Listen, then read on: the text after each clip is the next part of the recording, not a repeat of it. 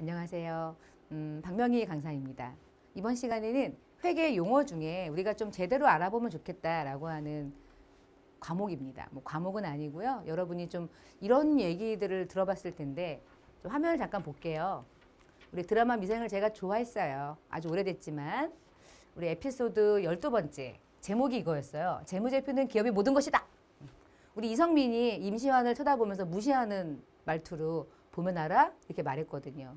뭔가 이제 사업 보고서를 가지고 이제 같이 얘기 나누는 과정이었는데 임시완이 잘생기긴 했는데 저도 대강 안다면서 근데 걔는 빼고 안 돼요. 재무제표만. 그래서 이성민이 그때 아니 그게 단데 그걸 빼면은 어떻게 하겠다는 거야? 그러면서 장 팀장님한테 뭐라고 막 면박을 좀 줬고 시무룩했고 숫자가 한눈에 들어와야 돼! 라고 이제 얘기했죠. 근데 이게 이제 그 유튜브에 올라왔어요. 그래서 제가 이제 보면서 재밌게 옛날 거거나 이렇게 보고 있었는데 그걸 보는데 그 밑에 네티즌들이 이제 재무제표를 보고 있는 임시완 뭐 그런 이제 영상이 나와 있는 클립인데 그 밑에 네티즌 중에 A 댓글이 뭐였냐면 어떤 누군가가 댓글을 남긴 거야. 이 영상을 보고 제발 차변 대변 정도는 알고 입사하자. 가르치는 사람 속 터진다 라고 한 네티즌 댓글이 하나 있었고 더 또 재밌는 댓글은 네티즌 댓글 B 차변은 자산과 비용, 대변은 부채와 수익이라고 적혀 있는 거예요. 맞는데 보면서 그래 차변과 대변이 이렇게 들어가는 건 맞는데 꼭 그렇게 말할 수도 있는 건가? 라고 해서 이번 시간에는 여러분과 차변과 대변에 대한 걸 잠깐 볼게요. 알고 계세요? 차변은 왼쪽을 의미하고 대변은 은가 아니죠? 오른쪽을 의미하는 거. 근데 차변과 대변을 왜 나눌까요? 기업에서 다양한 거래들이 일어나죠. 그러면 기업의 경영에 발생된 거래들을 파악해서 우리가 원하는 장부를 작성하기 위해서는 거래를 나름의 분석을 해야 되거든요. 그 나름의 분석하는 거 우리 두 글자로 이렇게 많이 부르죠. 오래된 우리들의 용어죠. 분계한다 이렇게 부르는데 분계할 때 그게 어떤 이유로 들어왔거나 어떤 이유로 나갔거나 그래서 얼마가 왜 들어왔고 나갔는지를 기록하기 때문에 원인과 결과라고 하는 개념으로 왼쪽과 오른쪽을 나눠서 기록해요. 거래라고 하는 걸. 그래서 차변과 대변이라는 게 존재했고 그게 존재됐던 이유 중에 하나는 복식부기 원리죠. 뭐 거래라고 하는 게 어느 한쪽만 기입할 수 있니? 현금이 들어왔다면 현금이 들어온 이유까지 기록하는 게 맞지. 그래야 우리가 원하는 기업의 그 어렵다고 얘기하는 재무제표라고 하는 걸 만들어낼 수 있는 초석이 되는 거니까. 그래서 거래가 일어나면 양쪽으로 나눠서 기록하거든요. 그 양쪽이 차변과 대변이에요. 우리가 외부의 재무제표를 보고할 때 일정 시점에 기업이 보유하고 있는 재무상태표를 만들고요. 기간 동안 번 돈을 포괄이라는 이름은 붙기도 하고 안 붙기도 하지만 손익계산서를 작성하고요. 자본의 변화, 현금의 흐름, 설명하는 주석 이렇게 5가지 형태로 구분해요. 근데 5가지 중에 이 5가지 계정이 주된 요소죠. 자산, 부채, 자본, 수익, 비용. 재무상태를 구성하는 3개 요소, 손익계산서를 구성하는 2개 요소. 근데 이 2개 요소를 회계에서 또 뭐라고 부르냐. 우리는 지금 차변과 대변을 얘기하지만 차변과 대변에 기록하는 것들이 요런 애들이 들어가다 보니까 얘를 조금 보는 거지. 얘네들 우리가 계정이다 이렇게 부르잖아요. 5가지를. 근데 5가지가 어느 때는 차변에 가고 어느 때는 대변에 가느냐예요. 얘네들이 어디로 들어가는지를 보려고 해요. 예를 들면 우리가 자산이라고 하는 그 대표가 캐시 같은 거죠. 현금.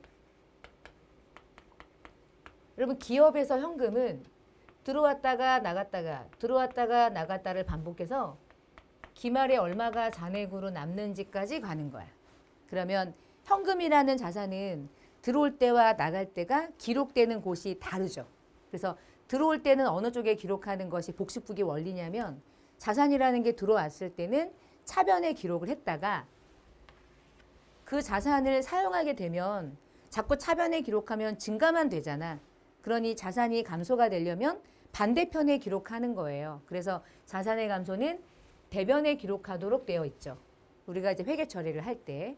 그래서 양쪽으로 나눠 놓고 이쪽과 이쪽을 차변과 대변이라고 부르는데요.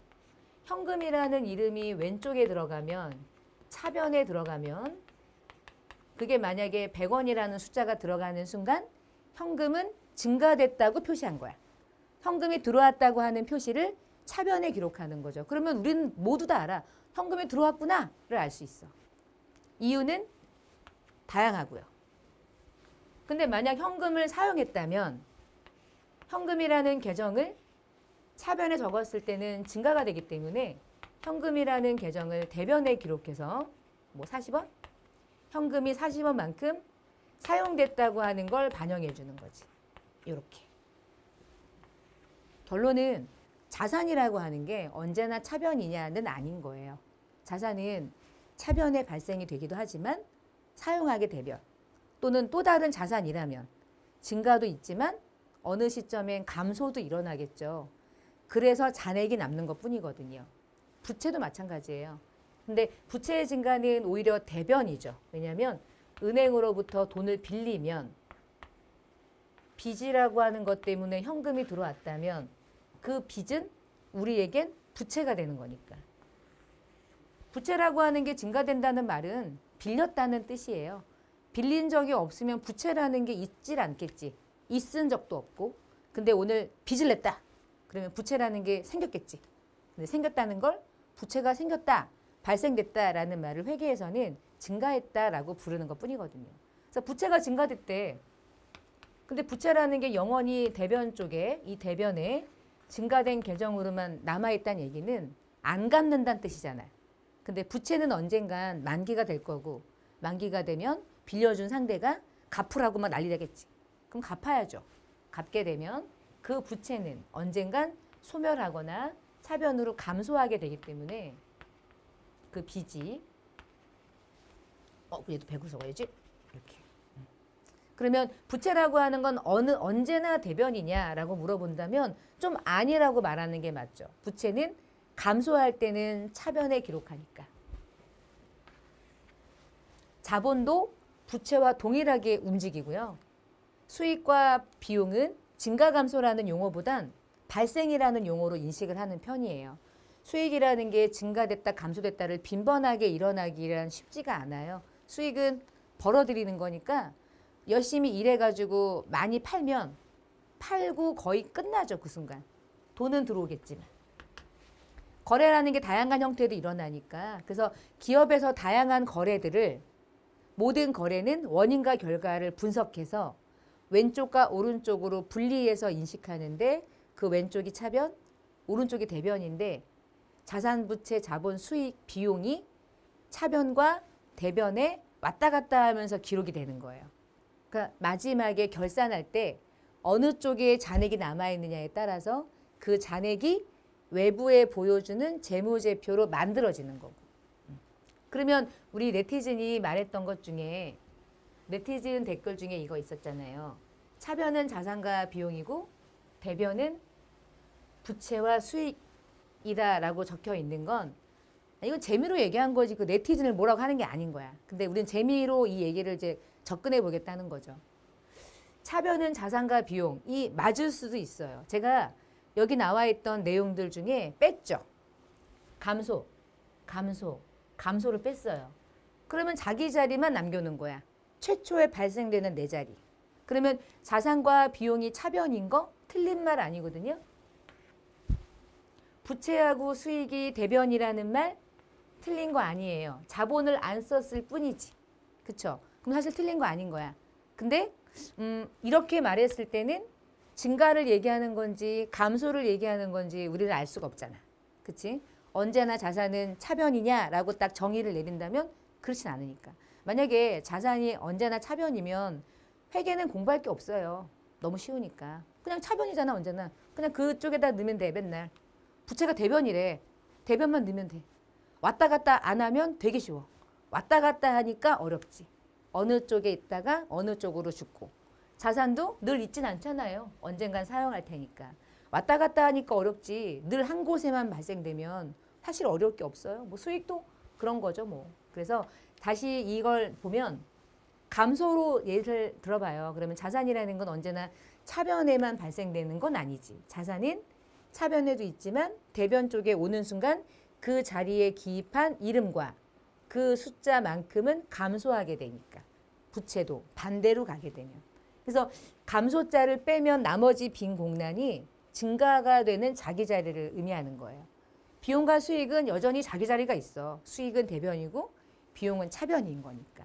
그래서 차변과 대변에 기록되는 용어들 중에 자산과 비용이 차변이라는 말, 틀린 말은 아닌데 조금 더 디테일하게 들어가면 증가 감소라는 말을 덧붙였다면 조금 더 정확한 우리들의 용어가 될 수 있죠.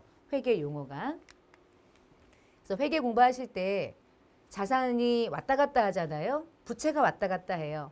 어느 쪽에 넣어야 될지 헷갈릴 때가 있어요.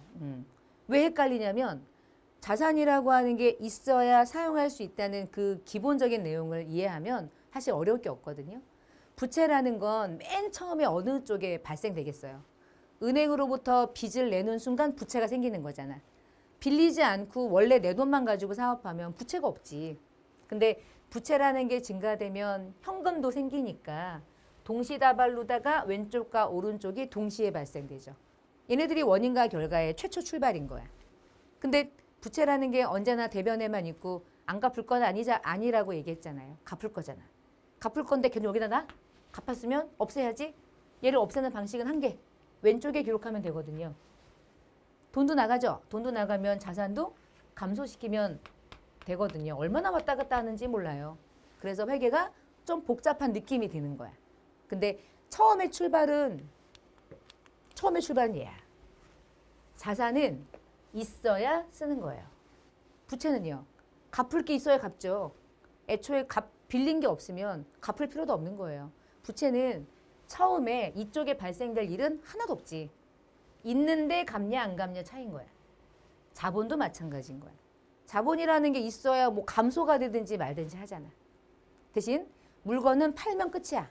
팔면 수익, 또 직원들에게 급여가 나가. 그러면 비용, 그 순간순간이 수익 비용 이렇게 인식을 하죠.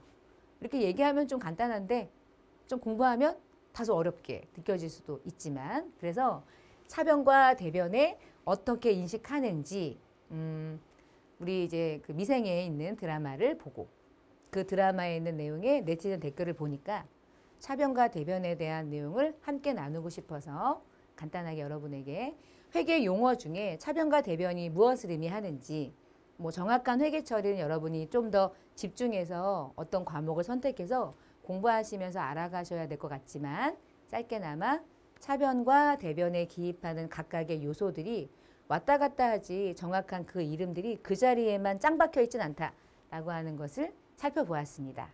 또 다음 시간에 회계 용어로 찾아뵙고요. 이 시간 마무리하겠습니다. 감사합니다.